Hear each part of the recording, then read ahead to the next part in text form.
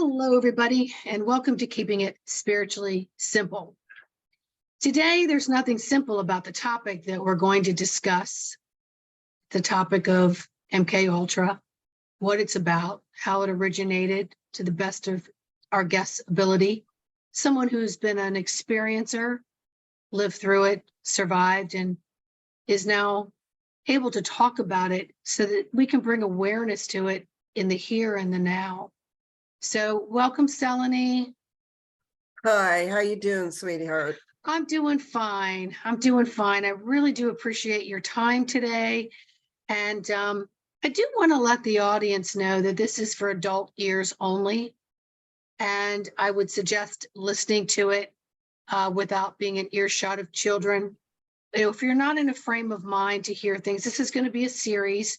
There's going to be a lot of information Salini is going to share with us. And it may be something that you just need to marinate with and be with, but if your energy levels are not up to hearing something, then turn it off and listen to it later. So I just want to put that adult warning on there. That's wise. You know, it took me a long time to integrate this, what happened to me. So this is all about waking people up. So my story is one of those awakening stories, which is also very shocking.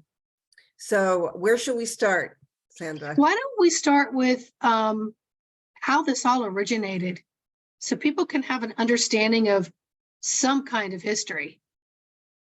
Okay, well, there's a lot of information still to be uncovered, folks. So in future shows, you might hear me talking more about this topic because I'm still researching it myself. And that is how the aliens originally brought mind control to Earth, to mind control the population so that they can control this planet and make it a slave planet, make it a farm. And that's really what we are here, or what we've been, is that this, the human race was not, did not really originate here. It was created in another location and brought here, and then it was infiltrated by various other alien races. And so the alien race that primarily brought mind control in were the Anunnaki, who came through Egypt. And then Egypt, the Egyptians perfected, it had a lot of very advanced technology, as we can see in Egypt by the construction of the pyramids. They were also doing advanced spiritual techniques, positive techniques. It wasn't all bad. So wherever we go, we're looking at the duality of dark and light. So there were dark ones bringing in the mind control and some kind of technology. Then the high priests of that time and the high priestesses were attempting to create light and to create eternal life and to make you immortal. And it's with the mummification and all that. And they were very advanced mummification techniques. So the mind control techniques were introduced by the Anunnaki. And you can see by the pharaohs who wore the hats, those were Anunnaki mostly. Their heads were elongated, and we found a lot of their skulls now, which were not human skulls, they were Anunnaki skulls. So they bred with humans and tried to create a slave race. And then they infiltrated, the process of Rome invading Egypt and defeating Cleopatra, which then ended the Egyptian empire, ended up with the Egyptians blending and breeding with the Roman population, the European population. That was the beginning of the mind control infiltration of the Romans. So the Romans in general were conquerors, and they were pretty dark, not all of them. I mean, they did create civilization, and there's something to be said for the fact that they tried to introduce like flush toilets, libraries, things like that. But Julius Caesar is the one who is responsible for burning the library at Alexandria in Egypt. And that is the single greatest tragedy in our history, because there were thousands and thousands of years of history that were lost when that library burned. And I think we're going to have to do some looking glass technology and time travel to regain that information, or we still haven't come across the full cache of information about what was, maybe something was saved and hidden. I don't know.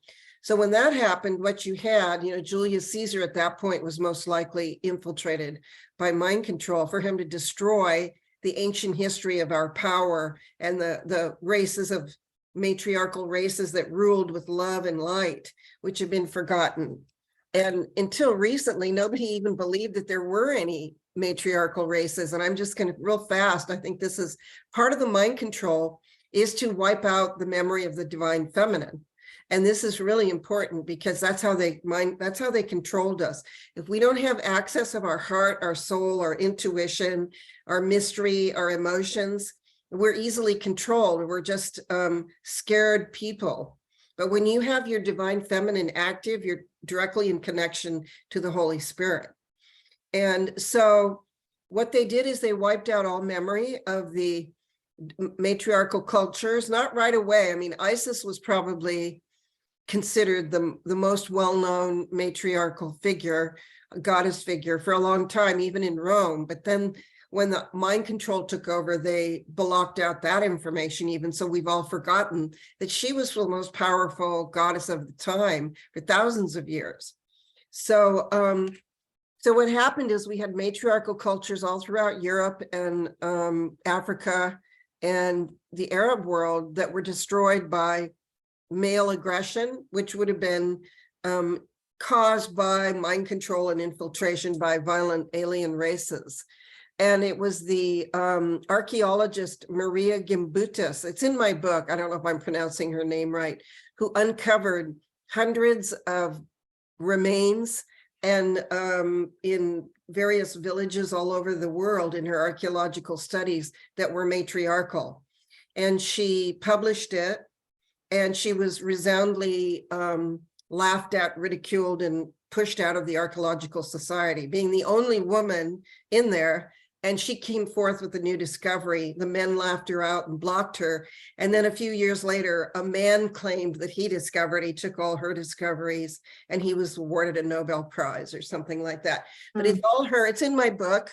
She's the one who reestablished the reality that there were thousands of people living in matriarchal cultures that were peaceful.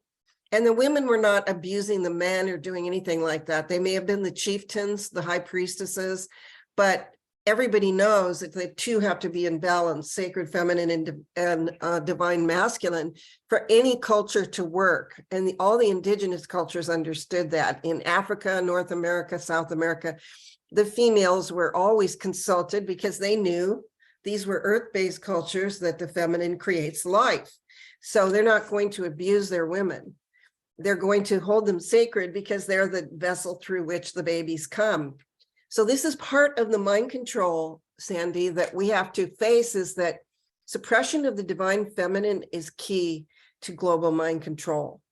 And I can see it in my own life, is that whenever I reach a certain level of power, in comes the patriarchy, in comes the AI, in comes the censors, and now they've deleted my YouTube channel. So, you know, you can't stop us. We're going to break through this fake glass ceiling anyway, but this is definitely part of the mind control. So there's some of the origin of mind control right there. So from there, the Romans created a civilization across Europe. So, you know, they defeated the pagans, and eventually they ended sacrifice. Both cultures were sacrificing humans. The Romans were also sacrificing Christians, you know, and the pagans were sacrificing their own to what they believed to be the god of blood, you know, that had to have blood. So with the onset of Christianity, or whatever it was called back then, people began to show more mercy and forgiveness, and the practice of sacrifice either stopped or went underground. So let's put it this way, sacrifices continued, but they became the part and parcel of the Luciferian agenda, where those that worshiped Lucifer, because they were silenced in their cultures, they created this Luciferian practice, which came through the Catholic Church. So on the top, it looked good. On the bottom is the Luciferians underneath Christianity. And it's not every Christian, you know, it was here and there, the dark and the light. Again, we're always talking about the dark and the light.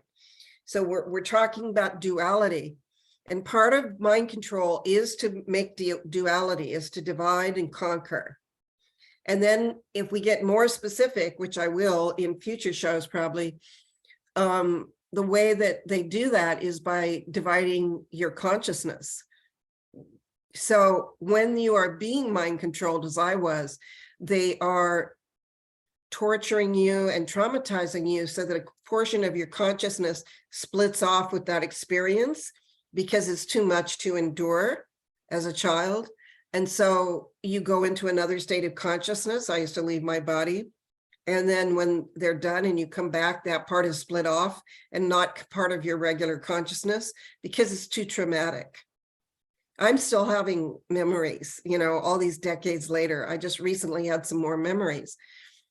So, as we recapture our true consciousness, we will be able to see more clearly how mind control is facilitated throughout our culture. And at this point, Sandy, it's very sophisticated, very subtle, and it's going on everywhere. And we are in danger of losing our soul and our consciousness right now. We're very close to that.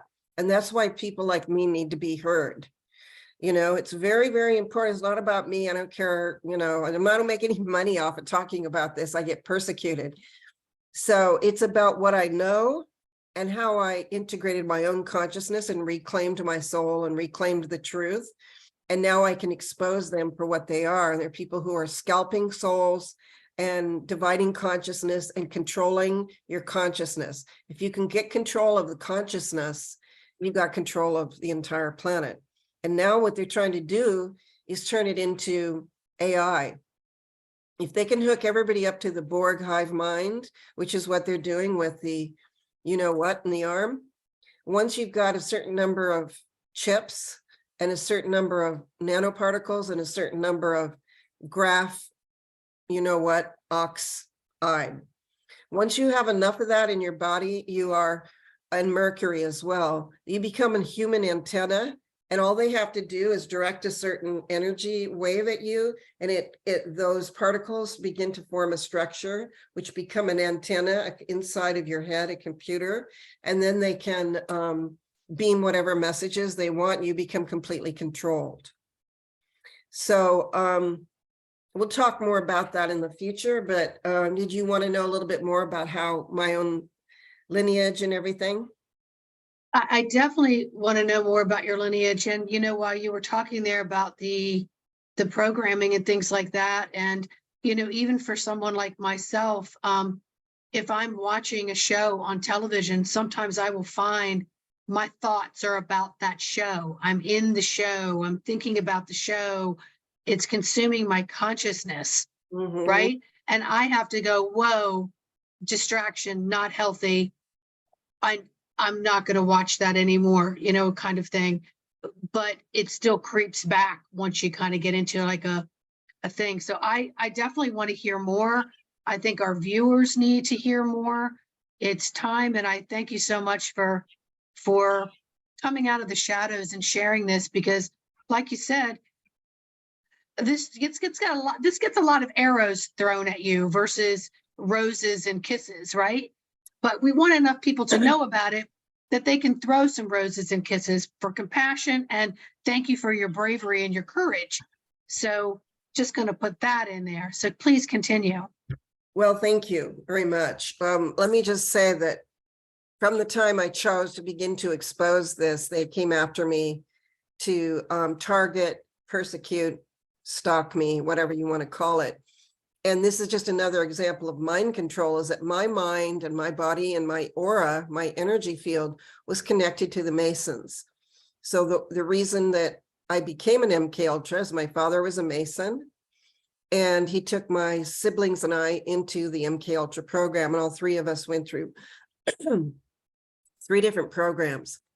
So I was selected for beta sex kitten because the ones who have a lot of divine goddess energy, and they like the blonde, blue-eyed children, and I was a blonde, blue-eyed child. This is my natural hair.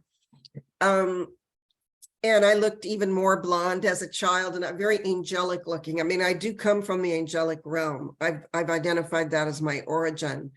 And I'm a starseed dropped down into I'm like an angel undercover. I got dropped down into this lineage so that I could uncover it, not just to expose it, but to purify it.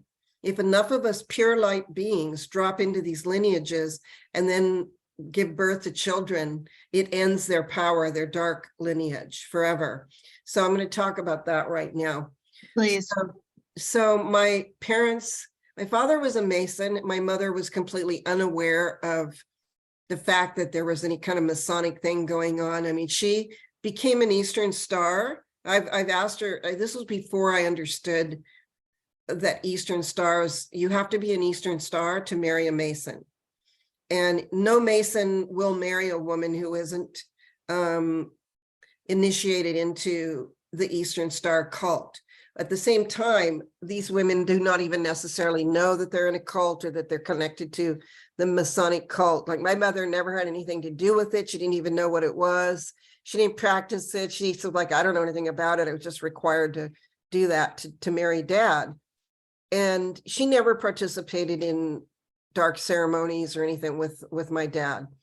So my father, you know, being a Mason, Masons are primarily concerned with power, money, and maintaining power and money. And to do that, you have to enslave the divine Shakti, which is the chi, the human chi, the energy field of the body. And it's the females that have the most of that. We're the ones who create life.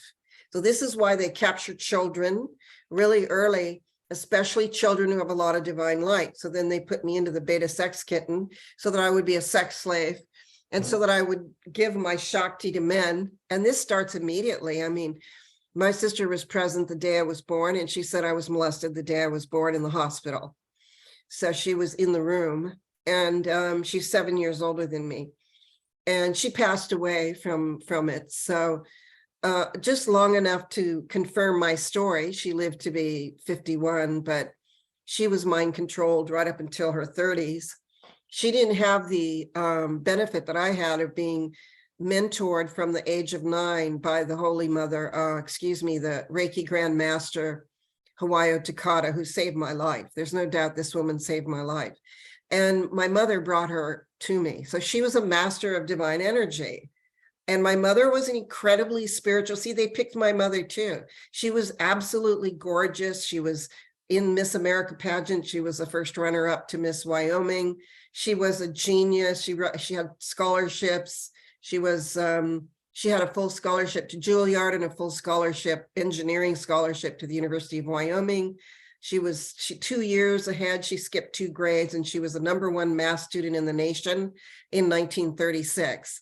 And so she was ushered into the engineering department. That was her choice in the University of Wyoming, where she tutored all the football and basketball team. None of them could pass math. So she was the tutor of all of them. And so this was a woman who was very accomplished. She was also a channeler, and she could channel the Holy Spirit. Sometimes she would just say the most amazing things to me, and I knew it was God speaking through her.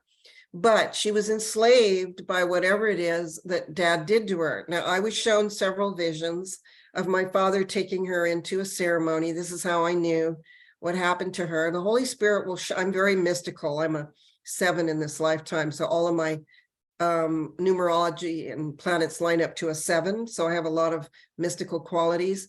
And so every so often I'll see a vision, and I saw a vision of him taking her to a castle when she was maybe 21. And there she was laid upon a cement slab, much like what you've seen in that video of Epstein Island. And in the room came a group of men in black robes, and they surrounded her on the table, and she was unconscious. And then my dad left the room and went back down to the beach, where I don't know where they were. I have no idea where this castle was. But in the vision, you know, my spirit walked up to him and said, I saw what you did to Mom, and I'm going to make sure the whole world knows. I will expose you in this lifetime.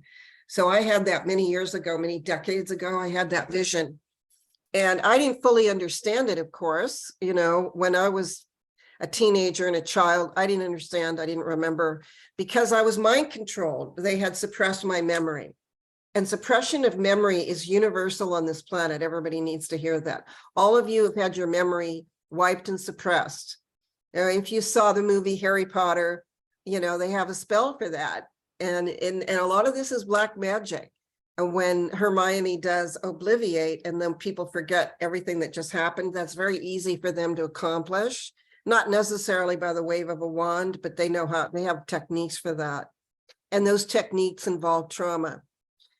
So mom has no memory, or she's passed on now, but she had no memory of anything. And it wasn't until right up until she died that she realized what happened. And my sister revealed it. And my sister got very sick and began having seizures. And I had been trying to get her to go in for healing for a long time because she was sick a lot. And I said, you know, we were abused. You need to dig down in there and find out, you know, why are you sick? Because I had already been through a lot of sicknesses, and I'll go back to that. But my sister didn't at that point realize that she was also an MK Ultra. But I gave her my super duper mind control release healing treatment, whatever you want to call it. You know, I have a mind control healing treatment for people who've been mind controlled. So I gave her that, a couple of them, and boom, released her memories. And she was at that point having seizures and was in the hospital and had been diagnosed with a brain tumor. So as I worked on her, she had more and more memories, and all her anger released, and she was paralyzed when I got there to go. So they asked me to come and work on her, and I said, I'll do what I can. You know, I tried to get her to do stuff years ago, but she wouldn't.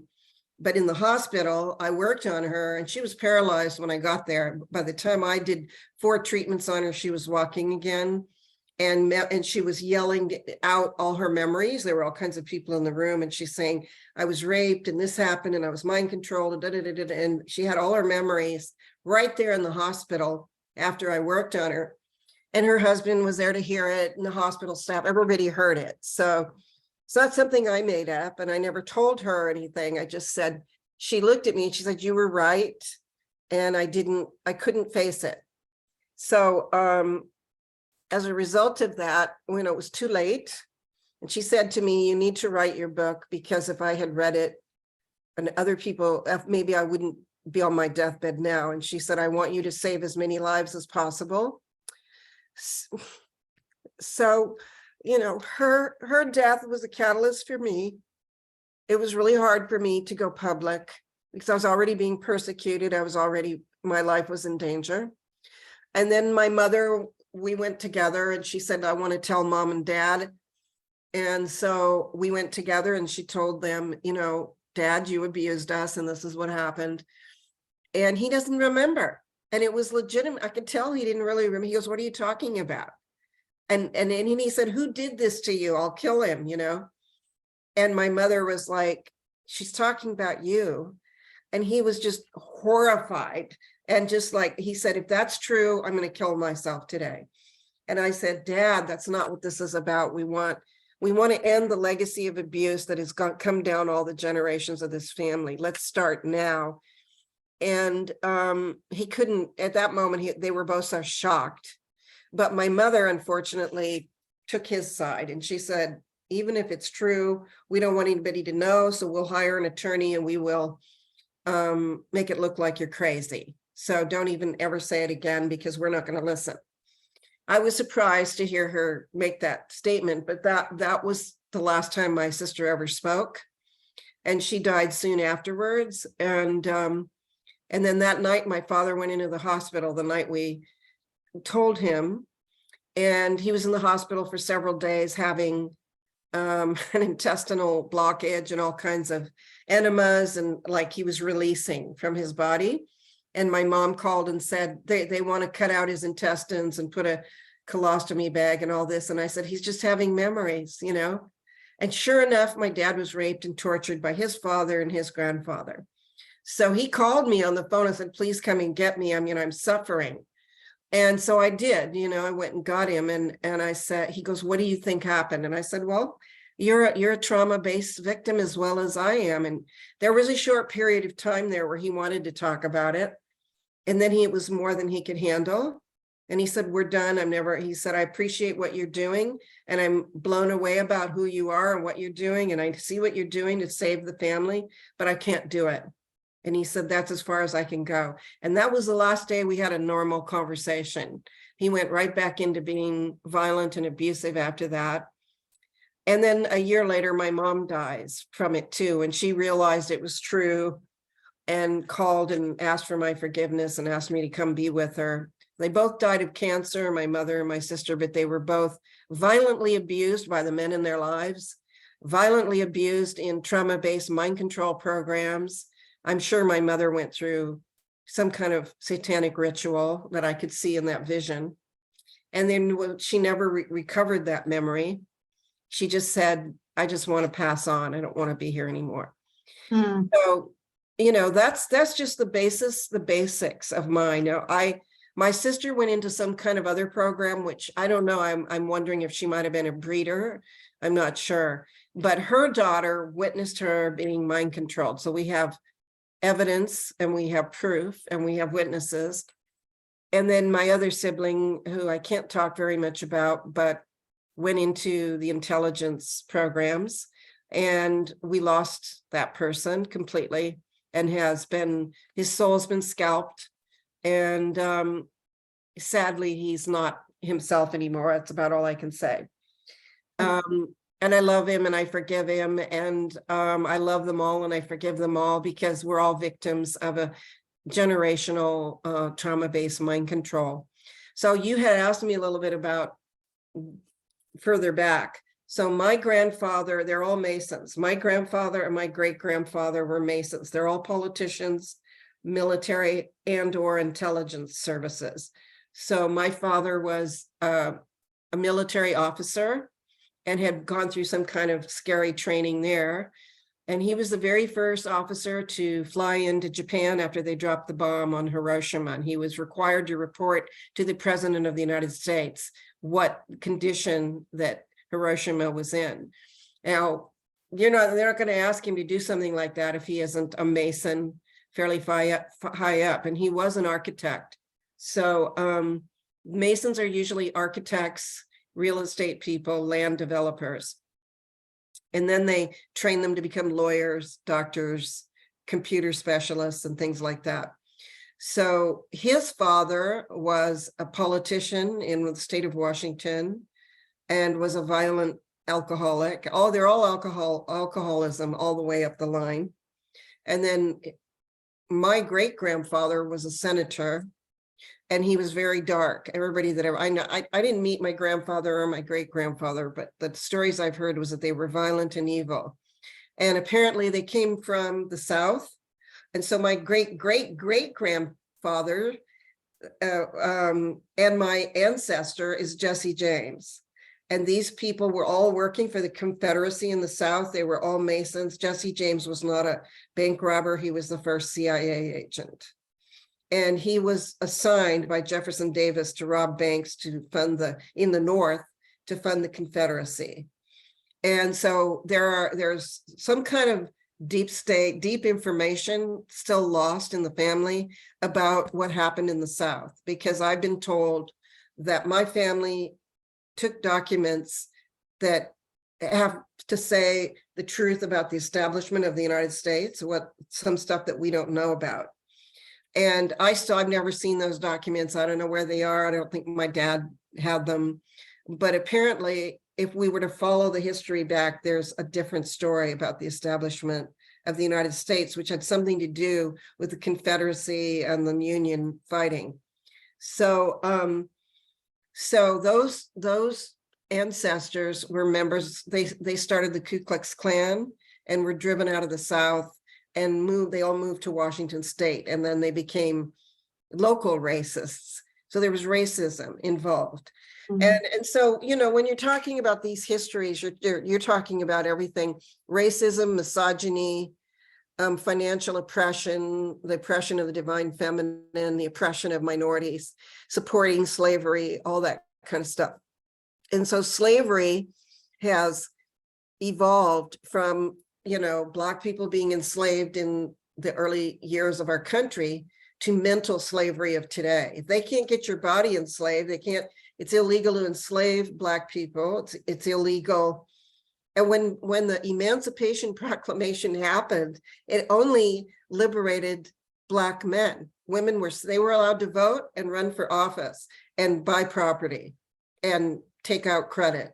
Women were not allowed to vote or to own it. Do you know that you could not have a credit card as a woman in the United States until the late 70s? When I got married, I was not allowed to have a credit card unless my husband got it for me. I was not allowed to own property. I was not allowed to get an apartment without my husband. So in other words, you have to get married and have a kid and be a part of this slavery system. And I'm basically a liberated person. And I'm not talking about, you know, feminism per se. I'm talking about freedom. I believe in freedom. And we are not allowed to be free. So they failed at enslaving Black people. They failed at enslaving women. So now we can vote, run for office, and own property. But they continued these laws like Jim Crow laws, laws against women, and right up until the 70s and the 80s. I mean, I could never have been financially independent as a young woman because I would never be allowed. Did you know that it was legal to refuse to rent an apartment to a single woman? Right up until like 1980. Wow. Because they believed us not to be financially secure enough to pay for it. So in other words, unless you have a husband or you pretend you're married, you can't, and who's to say he's making any money, you know? I actually had, my father had to help us become empowered when I got married because he's the only one that was allowed to have money. None of the women in the family were ever allowed to have money. So my mother, although she worked 40 years, was never allowed to keep her own paycheck. My sister was never allowed to have any money in her marriage. And that's continued on in other women, you know, that I see it throughout the lineage. So what I'm telling you is these are various different forms of slavery and mind control. Is that when you're telling a woman that she's not allowed to have a credit card, a house, a rental, or even to be paid, which is what the Equal Rights Amendment would have made it, that we would be paid equally. To this day, a woman is paid at 2/3 or less of what a man is paid in every position. Although this is changing right now, you know, the women are fighting back. The next generation is going to be stronger. But these are forms of slavery. And that slavery dates back to all the way back to when mind control was instituted, and they had slaves in Rome, they had slaves in Egypt. Then the Europeans imported slaves from Africa, and then we imported slaves from Africa. And then the Europeans rejected the Irish, and they became slaves in America. Most people don't know the history of Irish slavery. It's really intense. So that's sort of a nutshell. And so then you come down to me, and why did they choose me? Because of what I said before. I'm a star seed. I have a divine Shakti. I'm a Reiki master. I was born to be a goddess and a divine mother. I know that's my mission. And they knew before I got here, because they have sorcerers and Black magicians who can see who they are. And so when I arrived, what happens is they mark your aura with Black magic, Masonic symbols. They begin to trauma-based mind control you and rape you from the day you're born.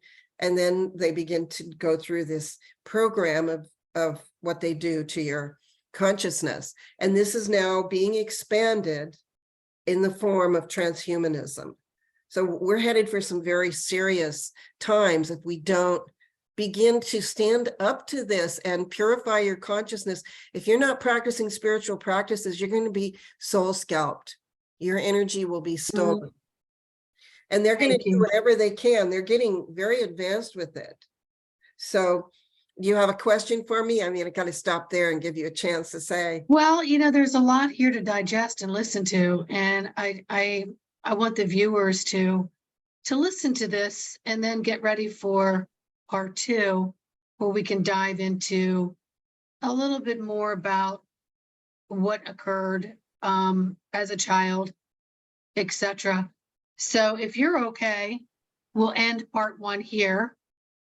And viewers, just keep an open mind, and by all means, compassion in your heart for all the information that you're hearing and that you will be hearing on part 2. And please think before you comment. We do appreciate them, but this is really just for informational purposes. And just be with that through your heart and your compassion. And we will see you on part 2. Can I say something before? Yes, of course. I don't want people to end this broadcast in a state of hopelessness. You know, you're looking at someone who's broken free. How did I break free? I'll tell you in the future. There is a pathway out. You can be liberated, and spiritual practices and deep connection to God is the way to do it. And I'll help show you all how to do that in future broadcasts. But you need to know where I came from to understand where I'm at right now. I'm here to help you all be liberated mentally, emotionally, physically, and spiritually, and it is possible. Thank you for having me. that. Thank you for that. All right, everyone. We'll see you on part 2. Thank you, Salini. All right. Namaste, everybody.